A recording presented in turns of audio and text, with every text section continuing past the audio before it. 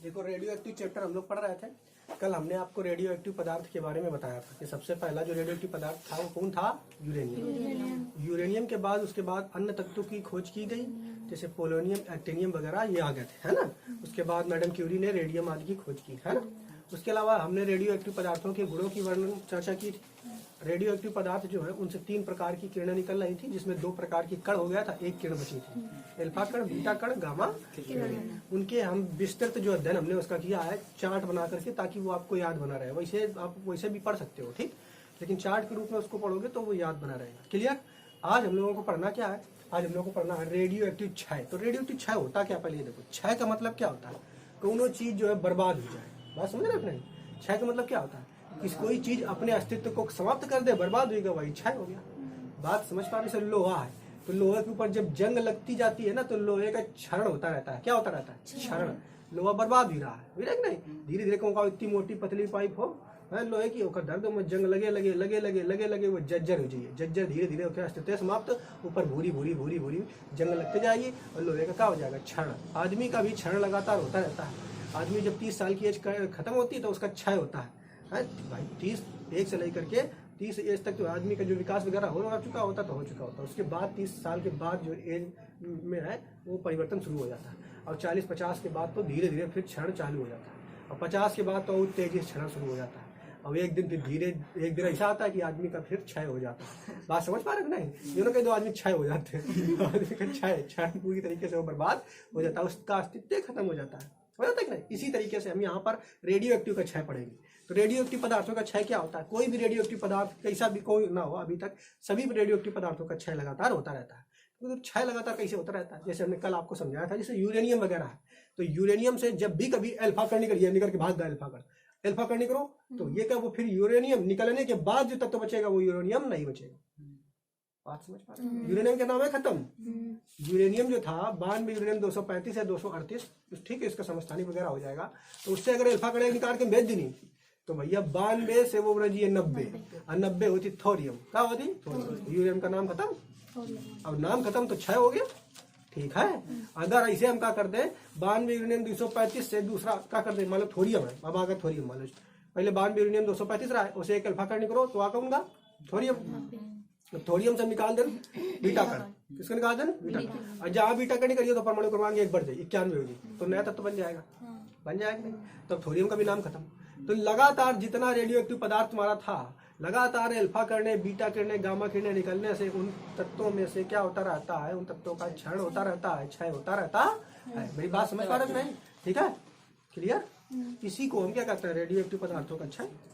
नहीं बात पल्ले पाए, कितना सरल है। कैसे याद करोगे? बिल्कुल सरल सी है। जब किसी कोई भी रेडियो एक्टिव पदार्थ कौनो भी हो, चाहे नया वाला हो, चाहे पुराना वाला हो, चाहे जितना पुराना हो, है वो सब मतलब नहीं, अगर उसे अल्फा कण करो, बीटा कण करो, गामा कण करो, तो वो अपने अस्तित्व को खो देगा। बात समझ पा रहे? फिर वो चीज ही नहीं रह जाएगी, ठीक। तो अल्फा कण अगर निकल गए तो नई चीज बन जाएगी।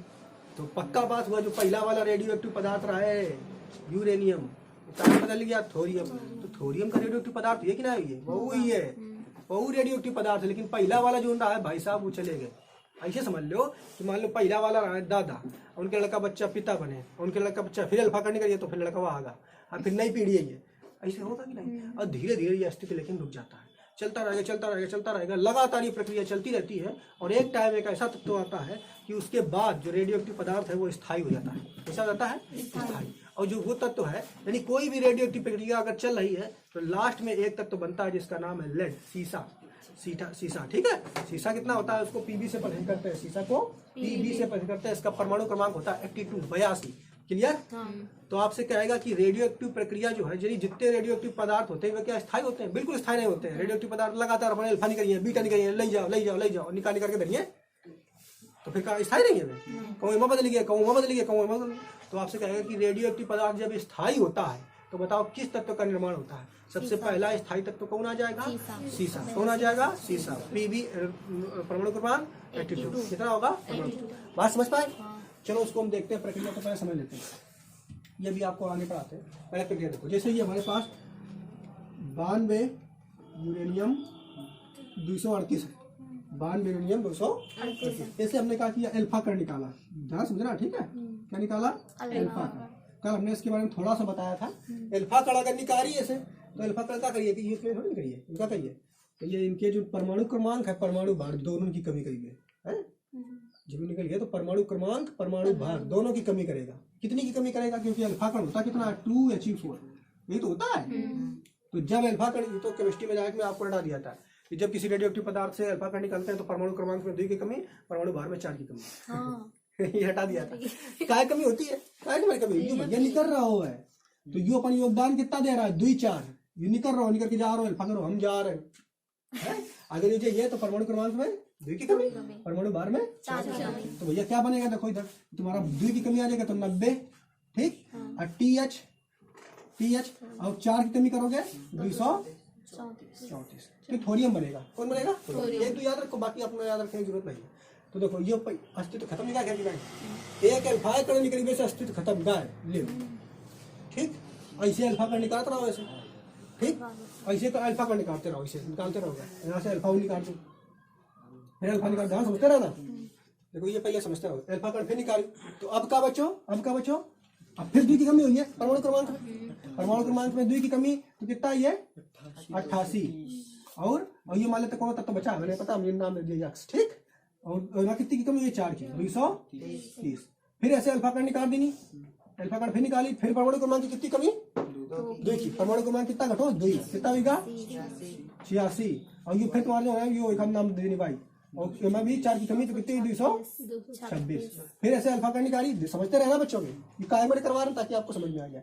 फिर अल्फा कण निकाली, ठीक, तो कितना आएगा? 84। और फिर नाम दे देनी, जे दे देनी, ठीक, कुछ भी दे दो, जेड दे दो भैया, जेड, ठीक। और बचेगा कितना? 222। फिर एक के बाद फिर अल्फा कण निकाली, ठीक, बचेगा कितना? 82, ठीक। और ये जो तुम्हारा 82 वाला है परमाणु क्रमांक ये किसका है? पीबी। किसका है ये? पीबी। लेड आ गया, लेड आ गया, 4 की कमी करिए, कितना है? 218 तो ये तुम्हारा लेड आ गया। ध्यान से अब देखो, आपसे प्रश्न ऐसा भी पूछ सकता है कि अगर 92 यूरेनियम 235 है कोई भी तो आपको दे देगा, ठीक है।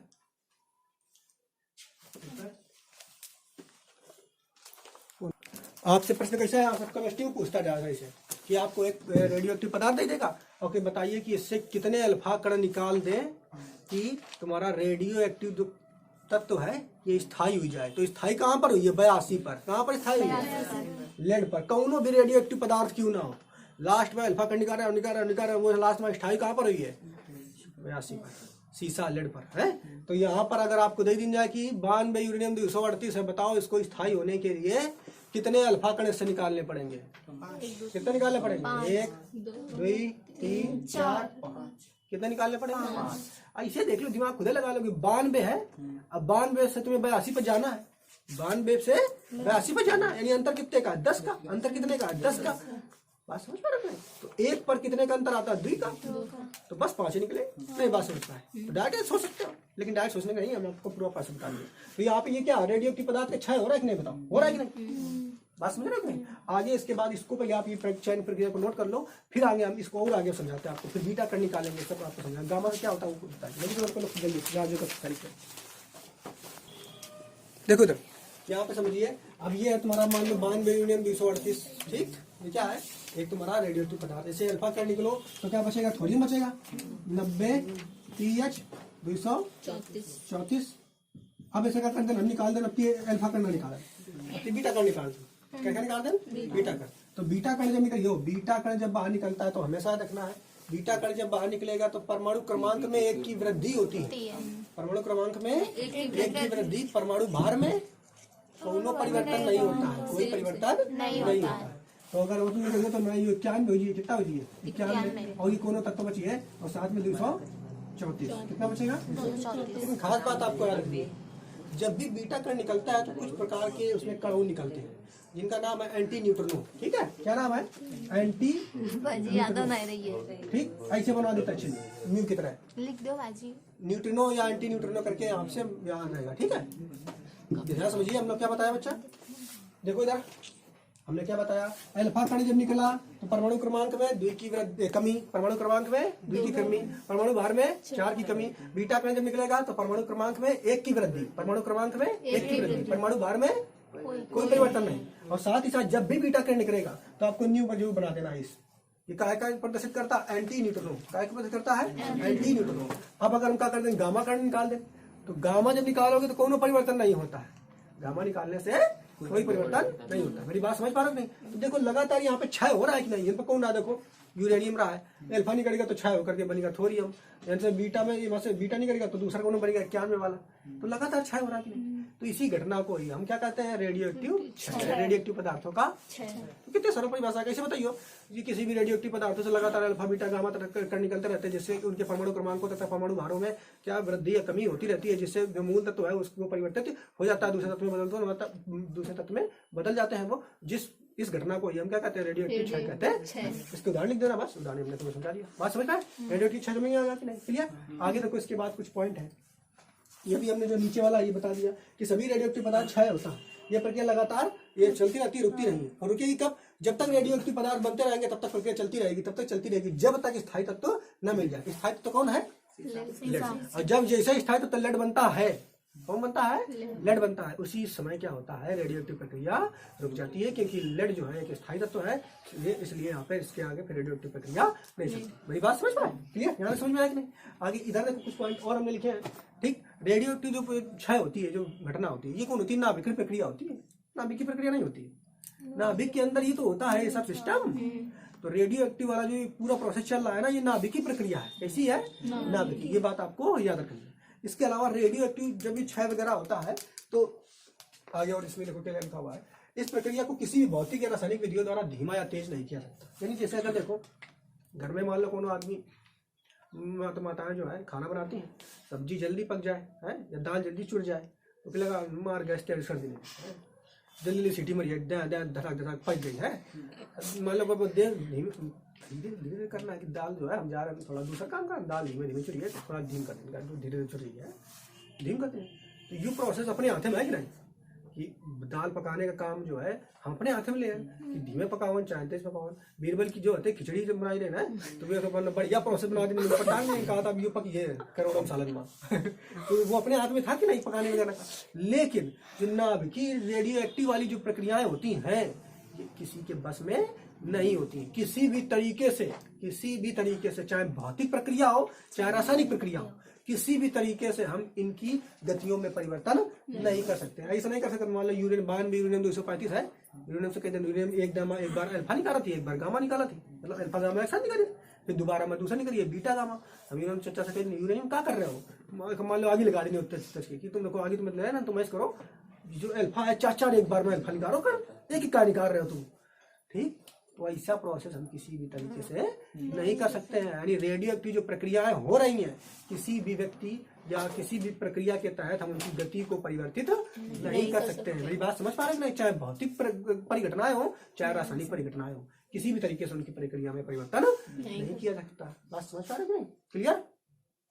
देखो इसके अलावा यहाँ पर देखो, जब नाभिकीय ऊर्जा प्राप्त होती है तो वो बहुत ज्यादा मात्रा में प्राप्त होती है, जबकि रासायनिक ऊर्जा वगैरह जो प्राप्त होती है, रासायनिक ऊर्जा मतलब सोचते हो तो सेल वगैरह हो गया, तो सेल को जब सेल के द्वारा टॉर्च जला रहे हो तो ऊर्जा तो निकलेगी, तो वो ज्यादा मात्रा में नहीं होती उतनी मात्रा में। ठीक है, रासायनिक ऊर्जा कई इलेक्ट्रॉन वोल्ट में होती है, 1 से 2 इलेक्ट्रॉन वोल्ट में होती है। ठीक है, बात समझ पा रहे हैं? जबकि जो नाभिकीय प्रक्रिया के तहत ऊर्जा प्राप्त होती है वो कई लाखों इलेक्ट्रॉन वोल्ट में प्राप्त होती है। ठीक, तो नाभिक इसी तरीके से हम आपको पढ़ाएंगे अभी जब आगे पढ़ेंगे कि जो कोयला मतलब तुम्हारा बिजली निर्माण के लिए बनाए जाते हैं ना, कोयला बिजली निर्माण के लिए तो तुम्हारे क्या उसको बोलते हैं बिजली का, तो कई प्रोसेस होता है कोयले के द्वारा बिजली का निर्माण करना, कई प्रोसेस होता है हवा के द्वारा बिजली का निर्माण करना, कई प्रोसेस होता है अन्य चीज़ों। और जब रेडियो एक्टिव प्रक्रम के द्वारा हम कोयले बिजली का निर्माण करते हैं तो बहुत तेजी से मात्रा में वहाँ पे बिजली का निर्माण होता है। तो वो आगे आपको बताएंगे क्यों, क्योंकि इससे ऊर्जा इतनी ज्यादा मात्रा में निकल रही, कई लाखों इलेक्ट्रॉन वोल्ट इस प्रोसेस में, देख रहे हो ना। ठीक, बात समझ रहे हो कि नहीं? आगे देखो एक और पॉइंट हमने लिखा है, नाभिक का स्वतः परावर्तित विघटन। ये अगर पूछते हैं कि नाभिक का स्वतः परावर्तित विघटन, इसका मतलब क्या है? इसका मतलब ये है कि रेडियो एक्टिव पदार्थ का तुम चाहे 100 डिग्री सेंटीग्रेड टेम्परेचर पर रख दो जाके, चाहे तुम 2 डिग्री सेंटीग्रेड टेम्परेचर पर रख दो, वो अपने आप रेडियो एक्टिव पदार्थों का उत्सर्जन करते हैं। बात समझ पा रहे हैं? क्लियर? तो उम्मीद है ये आपको रेडियो एक्टिव 6 समझ में आया होगा। कल हम लोग क्या पढ़ेंगे? सोडी-फजान का रूल। क्या पढ़ेंगे? सोडी-फजान का रूल। बात समझ पा रहे हैं? अब सोडी-फजान का रूल क्या होता है इसको डिटेल में पढ़ाएंगे आपको। केमिस्ट्री में फर्स्ट ईयर में बहुत पूछा जाता है, लेकिन इंटर में भी आ सकता है। थोड़ा सा आपको हिंट दे देते हैं। जैसे मान लो ये कोनो 1 किलोग्राम रेडियो एक्टिव पदार्थ है, ठीक। 1 किलोग्राम रेडियो एक्टिव पदार्थ है। एक समाप्त होने में, समझाना थोड़ा सा, एक समाप्त आधा समाप्त होने में 1 साल लगू, आधा समाप्त होने में 1 साल लगू, तो फिर आधा बचो, ये आधा फिर समाप्त होने में 1 साल लगू, तो बताओ पूरा समाप्त होने में कितना समय लगेगा। ठीक है, ठीक है। तो इसको हम आपको बताएंगे आगे, सोडी विज्ञान का रूल वगैरह क्या होता है, किस पर निर्भर करता है, ये आपको आगे बताएंगे। ठीक है, उम्मीद है ये वाला समझ में आया होगा सब चीजें। इसको नोट कर लो जो जो चीज